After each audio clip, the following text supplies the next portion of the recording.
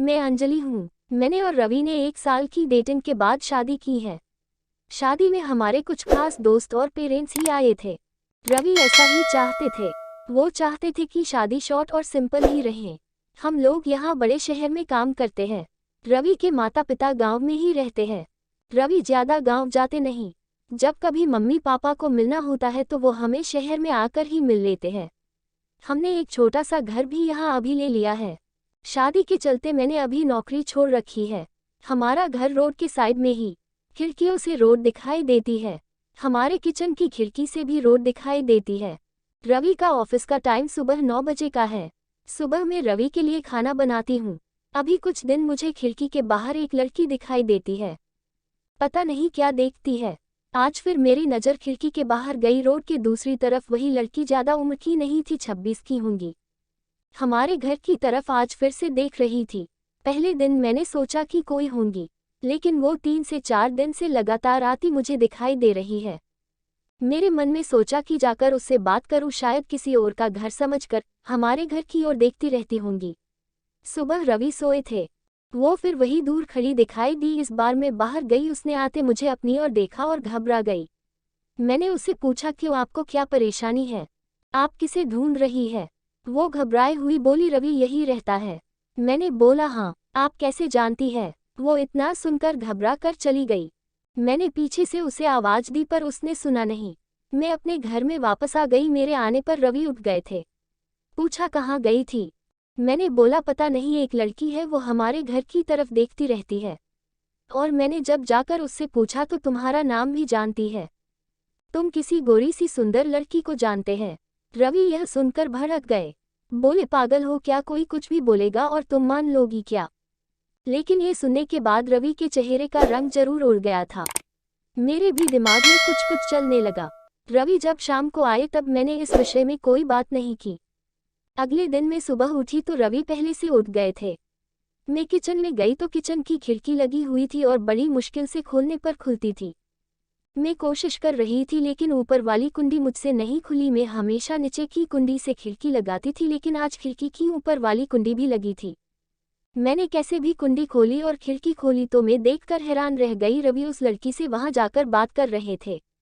वो उस पर चिल्ला और गुस्सा हो रहे थे। लड़की रो रही थी और रवि ने उसे उंगली दिखाकर जाने को कहा। ये सब देखकर मैंने खिड़की बंद कर दी ताकि रवि को लगे नहीं कि मैंने उसे यह करते देखा है। रवि फिर घर में आ गए। मैंने ऐसे जताया जैसे कि मैंने कुछ देखा ही नहीं है। अब मुझे ना जाने कैसे कैसे ख्याल आने लगे। रवि मुझसे क्या छिपा रहा है? मेरे रवि से शादी करके कोई गलती तो नहीं? आखिर वो लड़की कौन है? और रवि उस पे इतना गुस्सा क्यों हो रहे थे? रवि के जाने के बाद मैंने रवि के सारे दोस्तों को, जिन्हें मैं भी जानती थी, उन्हें फ़ोन किया, लेकिन किसी को भी उस लड़की के बारे में नहीं पता था। मेरी समझ नहीं आ रहा था कि क्या हो रहा है। रवि से पूछना चाहती थी, लेकिन मुझे पता था कि वो झूठ ही बोलेगा। उसके बाद मैंने उस लड़की को घर के आसपास नहीं देखा। ये सब सोचते सोचते मेरी तबीयत बिगड़ने लगी। रवि मुझे बोलता था कि क्या हुआ, अपना ख्याल रखो, डॉक्टर के पास जाओ, लेकिन अब मुझे उसकी बातें बिल्कुल अच्छी नहीं लग रही थी। एक दिन जब मेरी हालत ज़्यादा खराब हुई तो मैं ऑटो लेकर पास के बड़े अस्पताल गई। डॉक्टर से अपनी दवाई लेने के बाद मैं अस्पताल के पार्क में बैठी थी। अस्पताल में मुझे वो लड़की फिर दिखाई दी। उसे देखती ही जैसे मेरी बीमारी पता नहीं कहाँ भाग गई। मैं उसके पास तेज चलकर गई और उसका हाथ पकड़ लिया और उससे बोला, तूने मेरी जिंदगी में उथल पुथल मचा दिया। बोल, उस दिन क्या बात कर रहा था रवि तुझसे? क्या रिश्ता है तेरा मेरे पति से? फिर उसने मुझे जो बताया सुनकर मुझे लगा कि मेरा पति ऐसा है। उसने इतनी बड़ी बात मुझसे छिपाई। शाम को रवि जब आए तब उस लड़की को अपने घर में देखकर चौंक गए। मैं भी उसके पास ही बैठी थी। रवि उसकी तरफ देखकर बोले कि अच्छा, तो तूने इसे सब बता दिया? मना किया था दूर रहने को मेरी फैमिली से। मैंने बोला, रवि शर्म करो, तुम इतने कठोर हो, अपनी सगी बहन की मदद नहीं कर रहे हो। वो लड़की संध्या थी, रवि की सगी बहन। उसने अपने पसंद के लड़के से शादी कर ली थी, इसलिए रवि और उसके परिवार ने उससे सारे रिश्ते तोड़ दिए थे। रवि ने कहा कि मेरी कोई बहन नहीं है। मैंने कहा, इसका पति अस्पताल में है, इसे रुपयों की जरूरत है। बहन नहीं तो इंसानियत के नाते ही तुम्हें इसकी मदद करना थी। और अपनी पसंद की लड़की से शादी तो तुमने भी की, फिर जो नियम इसके लिए है तुम्हारे लिए क्यों नहीं है?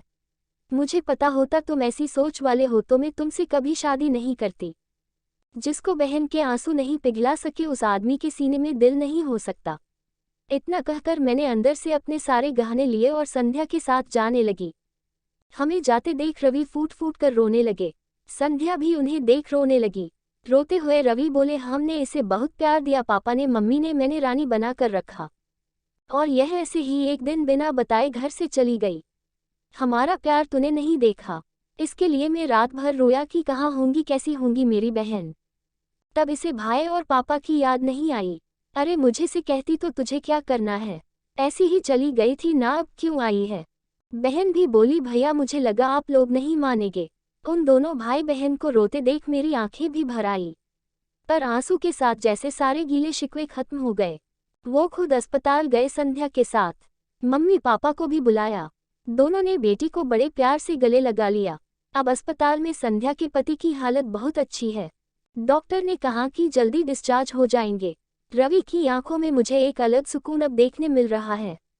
रवि ने संध्या को कहा है, अब कुछ करेगी तो माफ नहीं करूंगा। हमेशा मेरी प्यारी बहन के रहना, जो भी हो मुझे बताना। जिंदगी बहुत छोटी है, आपके अहंकार में इतना सुकून नहीं है जितना कि माफ कर देने में है। एक बार करके देखिए, जिंदगी बदल जाएगी। आपको कहानी कैसी लगी कमेंट बॉक्स में जरूर बताएं और कहानी को लाइक कीजिए और शेयर कीजिए और चैनल को सब्सक्राइब कीजिए।